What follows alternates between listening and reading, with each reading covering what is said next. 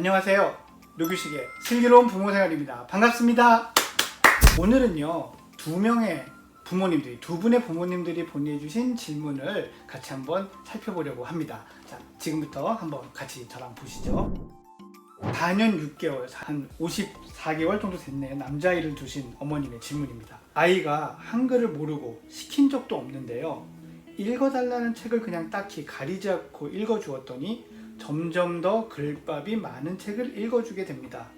지금은 초등학교 1학년 정도의 그림책을 읽고 있는데요, 나중에 한글을 배울 때 간단한 단어나 문장을 통해 배우게 될 텐데 이때 너무 지루해하지 않을까 걱정이 됩니다.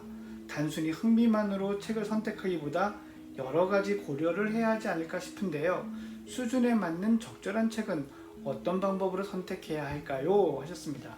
한글을 교육하는 거나 한글을 배우는 거나 책을 읽는 거는 이 부모님들에게 있어서는, 학습에 있어서는 영원한 숙제인 것 같습니다. 제가 다른 방송이나 EBS랑 같이 방송할 때도 보면 항상 책을 어떻게 읽어줘야 되느냐, 한글을 어떻게 가르쳐줘야 되느냐, 이게 늘 고민이셨는데요. 사실 이 사연 보면은요, 이렇게 생각하시는 어머님들도 있으실 것 같아요. 참 걱정도 할 게 없어서 이런 걱정을 하냐, 애가 책을 자꾸 읽어달라 그러면 얼마나 좋으냐라고 이제 생각을 하시는데, 또 막상 그런 아이를 키우는 어머니 입장에서는 이게 너무 책에만 빠지면 또 뭔가 놓치는 게 있진 않을까, 이렇게 초등학교에 가서 지루해하지는 않을까, 이런 고민을 하게 됩니다. 제가 참 웃지 못할 일을 한 몇 번 경험한 적이 있는데요. 그게 언제냐면 영재발굴단 프로그램을 할 때 특히 더 그랬어요. 어느 아버님께서 한글을 배우면 창의력이 떨어진다라는 말 어디서 들으셨는지 아이가 한글을 읽으려고 그러면 막 못 읽게, 너 아직 읽을 때가 안 됐어, 막 이러시더라고요.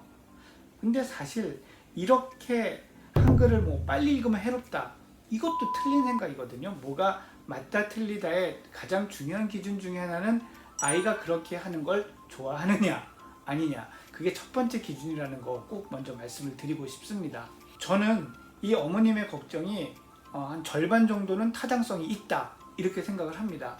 왜냐하면 이 어린 나이, 지금 이 아이가 이제 채 60개월이 채 안 된 아이인데, 이 시기에 언어의 발달은 제가 아주 자주 말씀드립니다만 읽기와 쓰기보다는 듣기와 말하기로 이루어지고 있거든요. 그래서 아이가 책을 막 많이 읽는다고 해서 언어적인 발달이 되거나 이런 것이 아니라는 것은 맞습니다. 근데 제가 왜 반만 인정을 했냐면, 이 아이는 어머니가 책을 읽어주고 계시잖아요. 듣기를 하고 있는 거거든요. 이 듣기는 이 시기에 언어 교육에 아주 적절한, 그리고 반드시 필요한 교육입니다. 그러니 제대로 하고 있으신 거예요. 이 아이가 문자, 그러니까 한글을 너무 빨리 읽어서, 책도 빨리 읽어서 초등학교 1학년 1학기 때 이제 학교에서는 한 학기 내내 한글을 가르치잖아요. 그때 지루해지지 않을까? 책을 빨리 읽고 글자를 빨리 읽으면 그럴 수 있습니다. 그런데 이렇게 엄마가 책을 많이 읽어주고 그걸 듣고 그 내용을 이해하려고 하고 생각하려고 하고 느낌을 가지려고 하고, 또 여기서 중요한 거, 이 느낌을 엄마랑 나누려고 한다면은 이 아이는 계속 언어가 발달하고 있는 거거든요. 그러면 초등학교 가서도 그런 걸 지루해하는 게 아니라 자기가 겪은 것, 또 학교에서 선생님이 얘기해 준 것, 또 무언가 읽은 것을 가지고 생각하고 느끼고 대화하려고 할 겁니다. 그러면 아이에게 충분한 언어 교육을 하고 있는 셈이 되는 거고, 그때 아이는 그런 언어적인 자극을 지루해하는 일 잘 생기지 않습니다. 그래서 지금 어머님께 드리고 싶은 말씀은, 어떤 책을 읽어줄까를 고민하지 마시고요, 책을 읽으면서 또는 읽은 다음에 우리 아이와 어떤 대화를 나눌 것인가, 어떤 활동을 할 것인가에 조금 더 초점을 맞춰주십시오. 제가 이렇게 말씀드리면 또 책 하나 읽을 때마다 다 이렇게 하시려고 그래요. 뭘 느꼈니? 뭐가 제일 기억에 남니?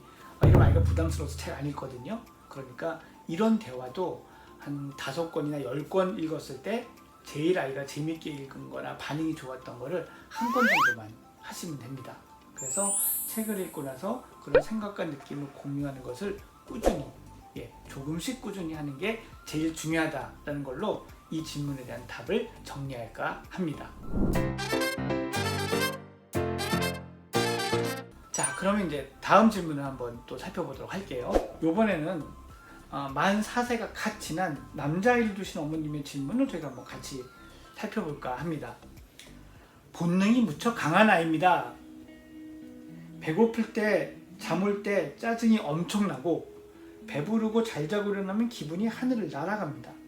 대부분 때를 맞춰 먹이고 재워서 기분을 맞춰 주려고 하지만 어쩌다가 밥때를 놓치거나 낮잠 시간을 놓치면 상상 초월의 짜증을 냅니다. 그럴 때면 문득 제가 동물을 키우고 있는 게 아닌가 하는 생각도 들어요. 이 엄청난 간격을 좁히고 기분의 고절을 중간 정도로 유지할 수 있게 하려면 그저 밥때 잘 맞춰주고 잠잘 때 잘 맞춰주는 방법밖에 없을까요? 부득이하게 불가능하게 될 때 어찌하면 좋을까요? 하셨습니다. 일단 동물을 키우는 거 아니고요, 어머님. 우리 아이들 중에 한 30%는 이러한 기질을 타고납니다.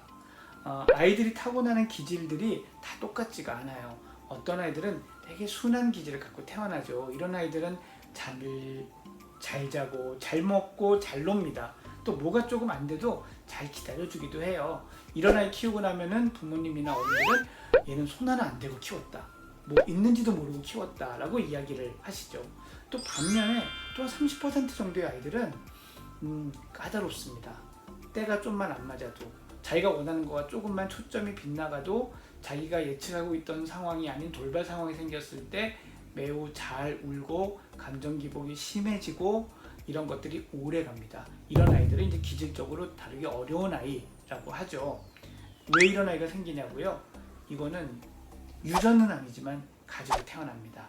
이런 기질은 태어날 때부터 가지고 있는 거예요. 그래서 아이가 이렇다고 해서 내가 태교를 잘못해서 그렇구나, 내가 애를 잘못 키워서 그렇구나, 이렇게 자책하시거나 할 이유는 전혀 없습니다. 그러실 시간이 없어요. 왜냐하면 이렇게 예민한 아이는 보통의 엄마들이 키우기가 꽤 어렵습니다.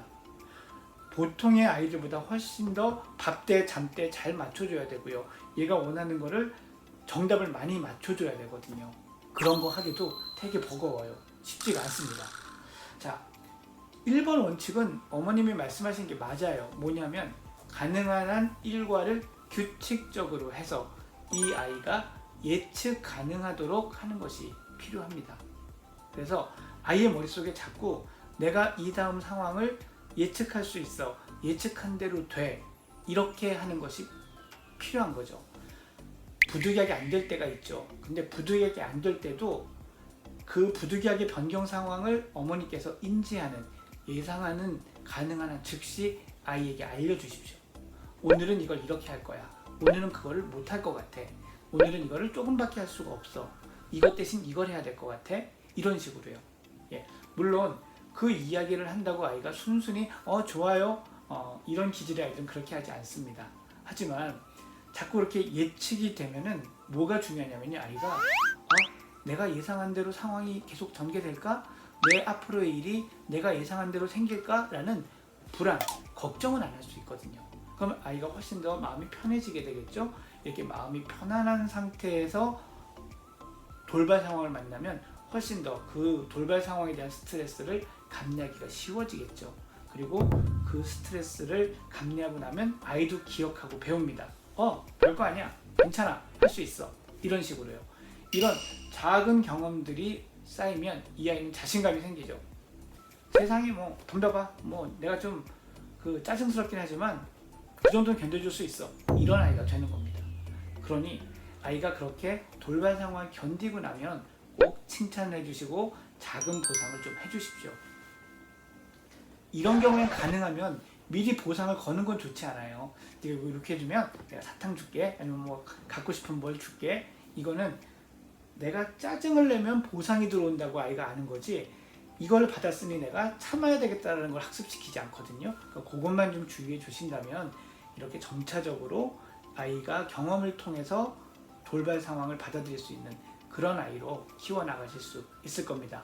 힘 많이 드는 아이니까요, 좌절하거나 지치지 마시고 아이와 꿋꿋이 지내시면서 그래도 그 와중에도 즐거운 시간 많이 가지시기 바랍니다. 자, 오늘은 한글에 대한 이야기, 또 아이의 기질에 대한 얘기, 약간 이렇게 상반된 남자아이들을 둔 어머님의 고민을 들어봤는데요. 또 다음 시간에 여러분들의 고민을 가지고 찾아뵙도록 하겠습니다. 구독, 좋아요 많이 눌러주시고요. 여러분의 구독, 좋아요가 육아를 더욱 즐겁게 할 것입니다. 안녕히 계세요.